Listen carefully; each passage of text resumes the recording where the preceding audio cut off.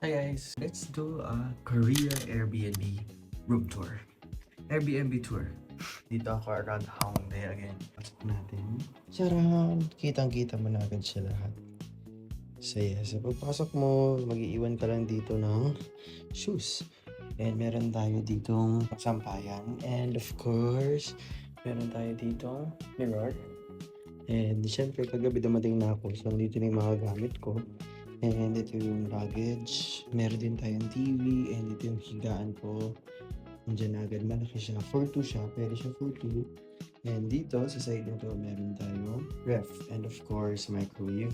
Meron din tayong laundry here. May lutuan ka rin. And of course, yung sink natin. And nandito naman yung iba pang mga pangluto natin, mga plato. And also, ayan, meron din silang pampatay ng mga insects. And baso, of course.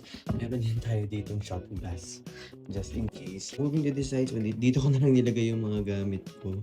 Na ano, kasi hindi naman siya kasya doon. Andun yung isa na bag. And ito yung go-to na bag ko. And ayun, dito ko rin nilagay. Nag-charge ako. Or DJI sa mga pocket. And yung binili ko kanina sa CU na iced coffee at saka yung banana milk. And of course, ayan. Charan, outfit check for day 1. And ayun, yung design niya guys. Meron dito yung clock dito. Meron tayong lamp. Dito yung aircon natin. Maganda yung lighting. And ayun, happy smile like you mean it. And pag nagdating mo dito yung aking CR. So all in mo na siya. And yung CR natin. Meron din tayong mirror. Tapos yung shower. All in mo na siya. And yung skincare, nalagay ko na rin dito, all in one. So, medyo pa siya kasi naligo ako. Anyway, yun lang.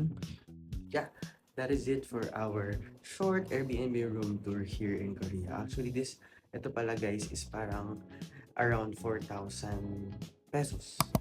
4,000 pesos per night, and I'll be staying here for 7 nights, so that's a total of 28,000. If you really want a cozy, a homey vibe type of Airbnb na kahit medyo room type lang siya, pero all-in-one na, I suggest dito. And kung maluwag-luwag din naman yung budget nyo, why not, diba? Kasi yun pa rin yung feeling na after ng 20 to 40,000 steps a day mo dito sa Korea, especially if you're a tourist, maganda siya na maganda rin yung uuwian mo. So, ayun guys, maraming salamat again, and I'll see you on the next one. Bye!